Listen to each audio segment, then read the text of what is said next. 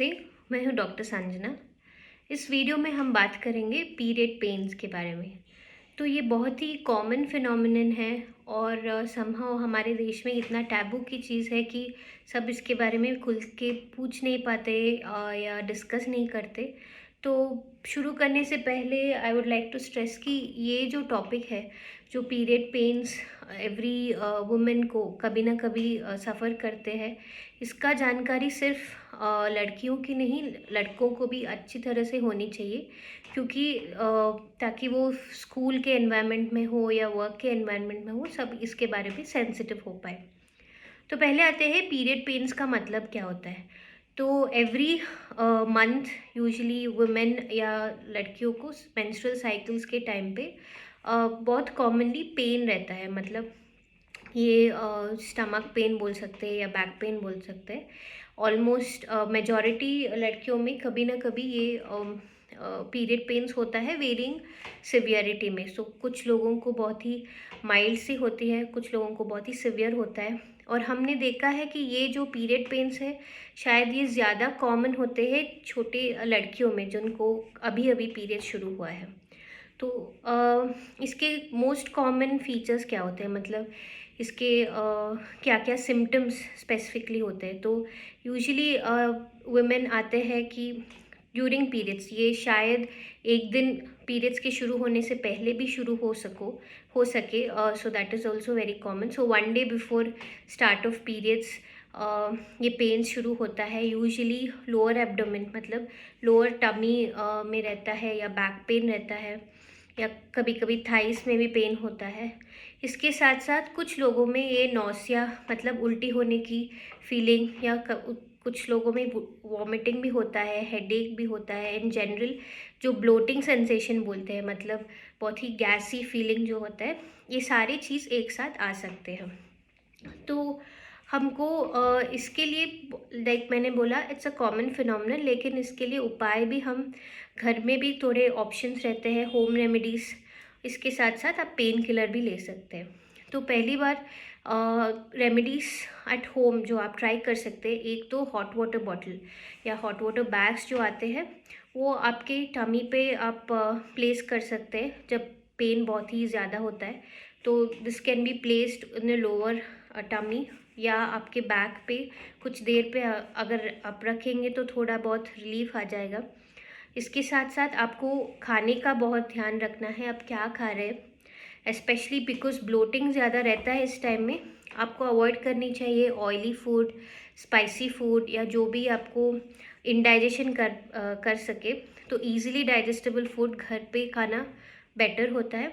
और स्पेसिफिकली क्योंकि डाइजेशन की प्रॉब्लम होती है, हम रेकमेंड करते हैं ज़्यादा फ्रूट्स, स्पेशली बनाना या नींबू, या वेजिटेबल्स में ब्रोकली इज़ वेरी गुड। अगर आपको एक्सेस है तो सनफ्लावर सीड्स पे भी ट्राई कर सकते हैं। लेकिन इन सब से बहुत ज़्यादा इम्पॉर्टेंट चीज़ होता है हाइड्रेशन। क्योंकि पीरियड्स के टाइम पे आपका ब्लड फ्लो रहता है, बहुत ही इम्पॉर्टेंट रहता है कि आप डिहाइड्रेट ना हो, आपके बॉडी को सफिशिएंट वाटर इनटेक मिल रहा है। तो यो आप इधर प्लेन पानी में इसको मैनेज कर सकते हैं, या tender coconut, butter milk, watermelon, ये सारे चीज़ ले सकते हैं। तो इसके अलावा जिंजर टी भी कुछ लोगों को हेल्प कर सकता है। तो अदर देन दिस, अब आते हैं एक्सरसाइज ड्यूरिंग पीरियड्स। बहुत सारे लोग को ये मिसकंसेप्शन है कि एक्सरसाइज नहीं करना है। तो लेकिन बहुत सारे स्टडीज़ ने प्रूव किया है कि एक्सरसाइज, वो भी mild exercise, is actually beneficial in reducing period pain. तो थोड़ा माइल्ड एक्सरसाइज करना एक्चुअली आपके पीरियड पेन को रिड्यूस कर सकता है। इसके साथ साथ अगर आपको योगा की प्रैक्टिस हो तो आप वो भी कर सकते हैं, इसका भी फ़ायदा देखा है हमने। तो अब आते हैं कि कब आपको ये पीरियड पेन को सीरियसली लेके आपके डॉक्टर के पास जाना है। तो बिफोर गोइंग देयर, जो भी पेन किलर्स आप ले सकते हैं वो बहुत ही कॉमन पेन किलर्स है, लेकिन आपको डेफिनेटली आपके डॉक्टर के साथ बात करके फिर चूज़ करना है कौन सा टैबलेट आपको बेस्ट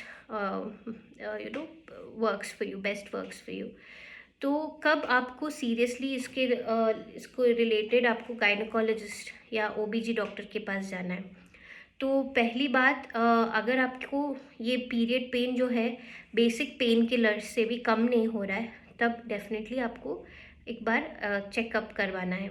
दूसरी चीज़, अगर आपने ये पेन किलर्स जो भी मैंने बताया है आपने ट्राई किया है 3 या 6 साइकिल्स में और फिर भी आपको ज़्यादा इफ़ेक्ट नहीं हो रहा है, तब भी आपको एक बार इवैल्यूएट करना चाहिए कि अगर कुछ प्रॉब्लम है या नहीं। दूसरी चीज़ होती है, अगर आपको ये पीरियड पेन रहता है पीरियड्स के स्टॉप होने के बाद भी, मतलब ब्लीडिंग के स्टॉप होने के बाद भी अगर आपको ये स्टमक एक, बैक पेन कंटिन्यू और परसिस्ट कर रहा है, तो भी आपको एक बार चेकअप या आपके गायनोकोलॉजिस्ट से बात करना बेहतर है। और लास्टली, अगर ये पेन अनबेरेबल है और कुछ भी लेने से कम नहीं हो रहा है, तभी इमीडिएटली गो टू गायनोकोलॉजिस्ट, क्योंकि देर आर सम कंडीशंस, कुछ डिजीज़ कंडीशंस में ये पीरियड पेन सिवियर फॉर्म में आ सकता है। तो यही था in short about period pains. जैसे मैंने बोला, is no need to suffer in pain, ऐसा कुछ भी नहीं है कि आपको टैबलेट्स नहीं लेना है। डेफिनेटली आप आपके डॉक्टर के साथ कंसल्ट करके आइडियल टैबलेट्स जो है पीरियड के टाइम पे आपके साथ हमेशा रख सकते हैं, ताकि आप unnecessarily don't suffer in pain. So take care, thank you.